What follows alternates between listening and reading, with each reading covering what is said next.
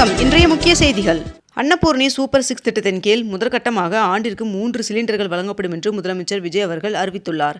மேலும் இத்திட்டமானது வருகின்ற பொங்கல் பண்டிகை முதல் செயல்பாட்டிற்கு வரும் என்றும் தெரிவிக்கப்பட்டுள்ளது. இதனையடுத்து மகளிருக்கான வெற்றி பயணம் திட்டத்தின் கீழ் அனைத்து பேருந்துகளிலும் மகளிருக்கு கட்டணமில்லா பயணம் விரிவுபடுத்தப்படும் என்றும் முதலமைச்சர் விஜய் அவர்கள் அறிவித்துள்ளார். மேலும் இத்திட்டம் அக்டோபர் 2ஆம் தேதி முதல் பயன்பாட்டிற்கு வர உள்ளதாகவும் தெரிவிக்கப்பட்டுள்ளது. 22 கேரட் ஆபரண தங்கத்தின் விலை சவரனுக்கு 640 ரூபாய் அதிகரித்து 1 சவரன் 1,20,240 ரூபாயாகவும் 1 கிராம் 15,030 ரூபாய்க்கும் விற்பனை செய்யப்பட்டு வருகிறது. இதனைத் தொடர்ந்து 1 கிராம் வெள்ளியின் விலை கிராமிற்கு 5 ரூபாய் அதிகரித்து 1 கிராம் வெள்ளி 275 ரூபாய்க்கு விற்பனை செய்யப்பட்டு வருகிறது. பரந்தூர் விமான நிலைய திட்டம் கைவிடப்படுகிறது என்று பேரவையில் முதலமைச்சர் விஜய் அவர்கள் அறிவித்துள்ளார். 2 நாட்கள் விடுமுறைக்கு பிறகு இன்று சட்டமன்றம் கூட உள்ள நிலையில் நகராட்சி நிர்வாகம் மற்றும் குடிநீர் வழங்கல் துறை, உயர்கல்வித்துறை, பள்ளிக்கல்வித்துறை, தமிழ் வளர்ச்சி, செய்தி மற்றும் விளம்பரம் ஆகிய துறைகளின் மீதான மானிய கோரிக்கைகள் மீது விவாதம் நடைபெற உள்ளது. தமிழகத்தில் இன்று கோவை மற்றும் நீலகிரி மாவட்டங்களில் ஒரு சில இடங்களில் கனமழை பெய்ய வாய்ப்புள்ளதாக வானிலை மையம் தகவல் தெரிவித்துள்ளது.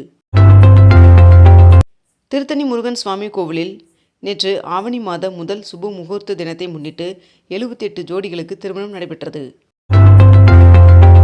புதுச்சேரியில் முதல் முறையாக தற்காலிக பேரவைத் தலைவர் தலைமையில் இன்று காலை ஆளுநர் உரையும் மதியம் பட்ஜெட் தாக்கலும் நடைபெற உள்ளதாக தகவல் வெளியாகியுள்ளது. 2035ஆம் ஆண்டிற்குள் இந்தியா தனது சொந்த விண்வெளி நிலையத்தை அமைத்துவிடும் என்று இஸ்ரோ தலைவர் நாராயணன் அவர்கள் அறிவித்துள்ளார். புதுச்சேரி சட்டப்பேரவையில் 2026-27ஆம் ஆண்டிற்கான நிதிநிலை அறிக்கையை முதலமைச்சர் ரங்கசாமி அவர்கள் இன்று தாக்கல் செய்கிறார். ஆதார் அட்டையில் உள்ள தகவல்களை புதுப்பிப்பதற்கான வரம்புகளை இந்திய தனித்துவ அடையாள ஆணையம் நிர்ணயித்துள்ளது. கேரளாவின் பாரம்பரிய பண்டிகையான ஓணம் பண்டிகை ஆகஸ்ட் 26ஆம் தேதி கொண்டாடப்பட உள்ளது. வரவிருக்கும் பண்டிகை காலத்தை முன்னிட்டு மீஷோ நிறுவனம் சுமார் 10 லட்சம் தற்காலிக வேலை வாய்ப்புகளை உருவாக்க திட்டமிட்டுள்ளதாக தகவல் வெளியாகியுள்ளது. மத்திய வருங்கால வைப்பு நிதி அமைப்பில் 80 உதவி வருங்கால வைப்பு நிதி ஆணையர் பணியிடங்களை நிரப்ப மத்திய பணியாளர் தேர்வாணையம் UPSC அறிவித்துள்ளது. வீட்டு உபயோக சிலிண்டருக்கான KYC பதிவு செய்ய அவகாசத்தை ஆகஸ்ட் 31ஆம் தேதி வரை நீட்டிக்கப்பட்டுள்ளது. சிவகங்கையில் சமூக நீதித்துறையின் சார்பில் 14 கோடி ரூபாயில் கட்டி முடிக்கப்பட்ட 8 திட்டப் பணிகளை அமைச்சர் பிரபு அவர்கள் திறந்து வைத்தார். ஈசா சார்பில் நடத்தப்படும் ஈசா கிராமோத்சவம் 2026 விளையாட்டுத் திருவிழாவின் கோவை மண்டல அளவிலான போட்டிகள் கொங்குநாடு கலை மற்றும் அறிவியல் கல்லூரியில் இன்று சிறப்பாக நடைபெற்றது. மேகமலை ஆக்கிரமிப்பு விவகாரத்தில் 118 அரசு ஊழியர்கள் மீது நடவடிக்கை எடுக்க உத்தரவிடப்பட்டுள்ளது. குப்பையை பிரிப்போம் நாளையை காப்போம் என்ற பெயரில் 40 நாட்கள் நடைபெறும் சிறப்பு விழிப்புணர்வு திட்டத்தை சென்னை மாநகராட்சி தொடங்கியுள்ளது. வடமேற்கு வங்கக்கடலில் புதிய காற்றழுத்த தாழ்வு பகுதி உருவானதாக இந்திய வானிலை ஆய்வு மையம் தகவல் தெரிவித்துள்ளது. வேளாங்கண்ணி பேராலய திருவிழாவை ஒட்டி தாம்பரம் திருவாரூர் இடையே வருகின்ற 28ஆம் தேதி இரவு சிறப்பு ரயில் இயக்கப்பட உள்ளதாக தெரிவிக்கப்பட்டுள்ளது. நல்லாசிரியர் விருது பெற்றவர்களுக்கு முதலமைச்சர் விஜய் அவர்கள் வாழ்த்து தெரிவித்துள்ளார்.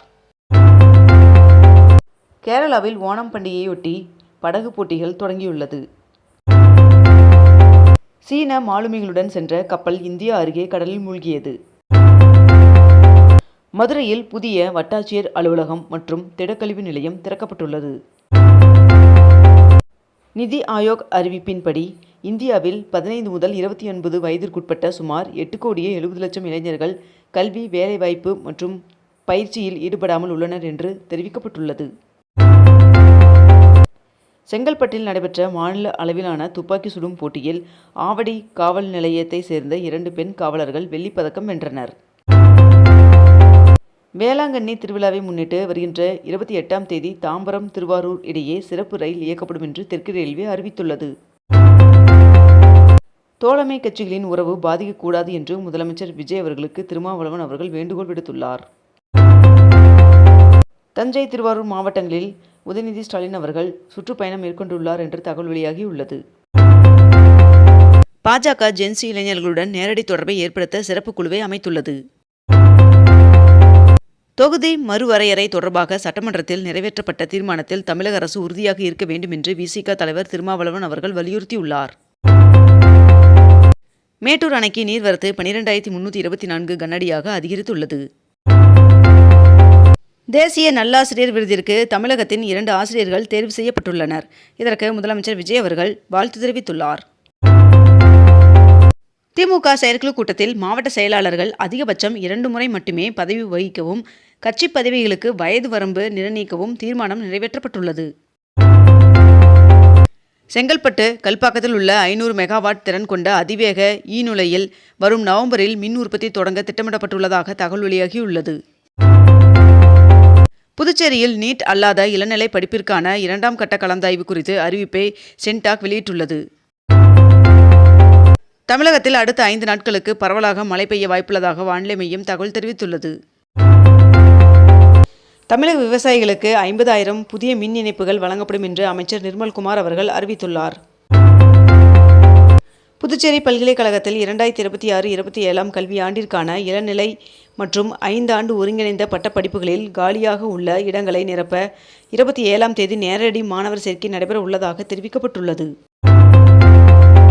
தமிழகத்தில் சர்க்கரை விலை வரலாறு காணாத அளவிற்கு உயர்ந்துள்ளது. 1 கிலோ சர்க்கரை 67 ரூபாய்க்கு விற்பனையாகிறது. தமிழகத்தில் நேரடி நெல் கொள்முதல் நிலையங்களின் எண்ணிக்கை 899ஆக உயர்த்தப்படும் என்று உணவுத்துறை அமைச்சர் தெரிவித்துள்ளார். மயிலாடுதுறை மாவட்டத்தில் துளி நீரில் அதிக பயிர் திட்டத்தின் கீழ் சிறு மற்றும் குறு விவசாயிகளுக்கு 100% மானியத்திலும், இதர விவசாயிகளுக்கு 75% மானியத்திலும் நுண்ணீர் பாசன கருவிகள் வழங்கப்பட உள்ளது என்று தெரிவிக்கப்பட்டுள்ளது. தாய்மாமன் தங்க மோதிரம் திட்டத்தின் கீழ் ஜாய் ஆலுகாஸ் மற்றும் கல்யாண் ஜுவல்லர்ஸுக்கு தாவேகா அரசு பணி ஆணையை வழங்கியது. கொச்சி மெட்ரோ ரயில் நிறுவனத்தின் பெயரை கேரளம் மெட்ரோ ரயில் நிறுவனம் என மாற்றம் செய்ய மாநில அரசிற்கு அந்நிறுவனம் பரிந்துரை செய்துள்ளது. இந்திய விண்வெளி ஆராய்ச்சி நிறுவனத்தின் முன்னாள் தலைவர் எஸ். சோம்நாத் அவர்கள் ரிசர்வ் வங்கியின் நிர்வாக வாரியத்தின் பகுதி நேர இயக்குநராக நியமிக்கப்பட்டுள்ளார். திராவிட மாடல் ஆட்சியில் மாநிலம் முழுவதும் 35 லட்சம் மின் இணைப்புகள் வழங்கப்பட்டது என்று திமுக எம்எல்ஏ செந்தில் பாலாஜி அவர்கள் தெரிவித்துள்ளார். ஏடிஎம்மில் 4 முறைக்கு மேல் பணம் எடுத்தால் ஒவ்வொரு பரிவர்த்தனைக்கும் தலா 15 ரூபாய் கூடுதலாக ஜிஎஸ்டி வசூலிக்கப்படும் என்று எஸ்பிஐ அறிவித்துள்ளது. சென்னை ஐஐடி கல்வி நிறுவனத்தில் எம்பிபிஎஸ், எம்டி உள்ளிட்ட மருத்துவ படிப்புகளையும் கொண்டுவர திட்டமிட்டுள்ளனர் என்று தகவல் வெளியாகியுள்ளது. இத்துடன் இன்றைய தலைப்புச் செய்திகள் நிறைவடைந்தன. மேலும் இதுபோன்ற அண்மை தகவல்களை உடனுக்குடன் தெரிந்து கொள்ள அக்னிபூ சேனலை சப்ஸ்கிரைப் செய்து கொண்டு தொடர்ந்து இணைந்திருங்கள். நன்றி, வணக்கம்.